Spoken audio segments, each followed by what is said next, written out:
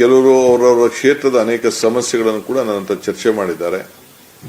ಅದನ್ನು ಕೂಡ ನಮ್ಮ ಹಣದ ಗಮನದಲ್ಲಿಟ್ಟುಕೊಂಡು ಯಾವ ರೀತಿ ಅದನ್ನು ಉಪಯೋಗಿಸಬೇಕು, ಯಾವುದು ಕೂಡ ಕ್ಷೇತ್ರದ ಅಭಿವೃದ್ಧಿಗೆ ಪ್ರತಿಯೊಬ್ಬ ವ್ಯಕ್ತಿ ಕೂಡ ಯಾವುದೇ ಫಲಾನುಭವಿಗಳು ಕೊಡಬೇಕಾದ್ರೆ ಎಲ್ಲ ದಾಖಲೆ, ಫೋಟೋ, ಅವನಿಗೆ ಹಣ ಕೊಡಬೇಕಾದ್ರೆ, ಅವನಿಗೆ ಏನಾದ್ರು ಸಹಾಯ ಮಾಡಬೇಕಾದ್ರೆ, ಆ ಫಲಾನುಭವಿ ಆಯ್ಕೆ ಮಾಡಬೇಕಾದ್ರೆ ಪ್ರತಿಯೊಂದು ಕ್ಷೇತ್ರದಲ್ಲೂ ಕೂಡ ಆ ಫಲಾನುಭವಿಗಳ ಇಂದಿನ ಪರಿಸ್ಥಿತಿ ಏನಿತ್ತು, ಕೊಟ್ಟ ಮೇಲೆ ಏನಾಗಿದೆ, ಅವನ ಫೋಟೋ, ಭಾವಚಿತ್ರ ಎಲ್ಲ ಕೂಡ ನೀವು ಇಟ್ಕೊಳ್ಬೇಕು, ವಿಡಿಯೋ ಮಾಡಬೇಕು.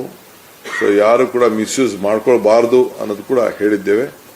ಮತ್ತು ಪ್ರತಿಯೊಂದು ಅಭಿವೃದ್ಧಿ ಕೆಲಸದಲ್ಲೂ ಕೂಡ ಯಾವುದೇ ನಿಮ್ಮ ಅವರ ಕ್ಷೇತ್ರದಲ್ಲಿ ತೆಗೆದುಕೊಂಡ್ರೆ ಯಾವುದು ಕೂಡ ಬೋಗಸ್ ಕಾಮಗಾರಿಗೆ ಅವಕಾಶ ಕೊಡಬಾರದು. ಸೊ ನನ್ನ ಮನೆಯಿಂದ ನಮ್ಮ ಸುರೇಶ್ ಮನೆಯಿಂದ ನನ್ನ ಮನೆಗೆ ಅಂತ 2 ಸತಿ ಬರ್ಸೋಂಥದ್ದು, ಇವೆಲ್ಲ ಹೆಸರುಗಳನ್ನ ಚೇಂಜ್ ಮಾಡೋಂಥದ್ದು, ಅದಕ್ಕೆ ಬಿಲ್ ಮಾಡೋಂಥದ್ದು ಎಲ್ಲ ಕೂಡ ಬೇಕಾದಷ್ಟು ಹಿಂದೆ ಎಲ್ಲ ನಮಗೆ ಮಾಹಿತಿ ಎಲ್ಲ ಇದೆ. ನಾನು ಯಾರ ಕ್ಷೇತ್ರದಲ್ಲಿ ಇಂಥದನ್ನ ಚರ್ಚೆ ಮಾಡೋಕೆ ಹೋಗುದಿಲ್ಲ. ಸೊ ಈ ವಿಚಾರದಲ್ಲಿ ನಾವು ಚರ್ಚೆಯನ್ನು ಅವರಿಗೆಲ್ಲ ತಿಳುವಳಿಕೆ ಕೊಟ್ಟಿದ್ದೇವೆ. ಇದಲ್ಲದೆ ನಮ್ಮ ರೆವಿನ್ಯೂ ಇಲಾಖೆ ವತಿಯಿಂದ ಈಗಾಗಲೇ ನಮ್ಮ ಪರಮೇಶ್ವರ್ ಅವರು ಪ್ರತಿಯೊಂದು ಜಿಲ್ಲೆಯಲ್ಲಿ ಕನಿಷ್ಠ ಒಂದು 50,000 ಸೈಟ್ ಹಂಚಬೇಕು ಅಂತ ಹೇಳಿ ಒಂದು ಕಾರ್ಯಕ್ರಮವನ್ನು ರೂಪಿಸಿದ್ದಾರೆ. ಸೊ ಎಲ್ಲ ಸರ್ಕಾರಿ ಎಲ್ಲೆಲ್ಲಿ ಜಮೀನಿದೆ ಅದನ್ನೆಲ್ಲ ಈಗಾಗಲೇ ಐಡೆಂಟಿಫಿಕೇಶನ್ ಮಾಡ್ತಾ ಇದೀವಿ. ಯಾರು ಬಡವರು ಸೈಟ್ ಇಲ್ಲ ಅವರಿಗೆಲ್ಲ ಸೈಟ್ ಕೊಡಬೇಕು ಅಂತೇಳಿ ಕಾರ್ಯಕ್ರಮವನ್ನು ಕೂಡ ಈಗಾಗಲೇ ನಮ್ಮ ಅಧಿಕಾರಿಗಳಿಗೆ ನಾವು ತಿಳಿಸಿದ್ದೇವೆ.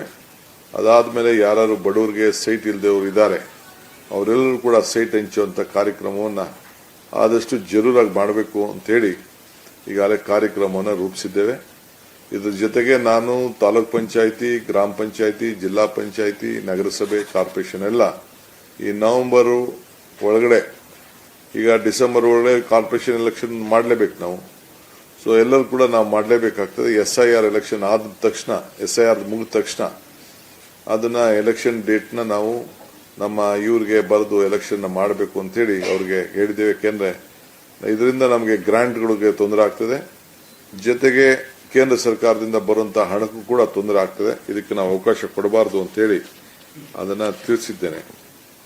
ಇನ್ನೊಂದು ಬಹಳ ಪ್ರಮುಖವಾದ ವಿಚಾರ ಏನಂದ್ರೆ, ಕೈಗಾರಿಕೆಗಳಿಗೆ ಸಂಬಂಧಪಟ್ಟಂತೆ ಗ್ರಾಮೀಣ ಪ್ರದೇಶದಲ್ಲಿ, ತಾಲೂಕುಗಳಲ್ಲಿ, ಡಿಸ್ಟಿಕ್ ಅಲ್ಲಿ ಅಲ್ಲೂ ಕೂಡ ಪ್ರೋತ್ಸಾಹ ಕೊಟ್ಟು ಆದಷ್ಟು ಜನರಿಗೆ ವಲಸೆ ಬರೋದನ್ನ ತಪ್ಪಿಸಲಿಕ್ಕೆ ಅಲ್ಲಲ್ಲೇ ಏನೇನು ಮಾಡಬೇಕು ಅನ್ನೋದು ಕೂಡ ನಾವು ನಿಮ್ಮ ಕ್ಷೇತ್ರದಲ್ಲಿ, ನಿಮ್ಮ ಜಿಲ್ಲೆಯಲ್ಲಿ ಏನಾದ್ರು ಸಮಸ್ಯೆ ಇದ್ರೆ ಅಂತೇಳಿ ತಿಳಿಸಿ ಅಂತ ಕೂಡ ತಿಳಿಸಿದ್ದೇನೆ.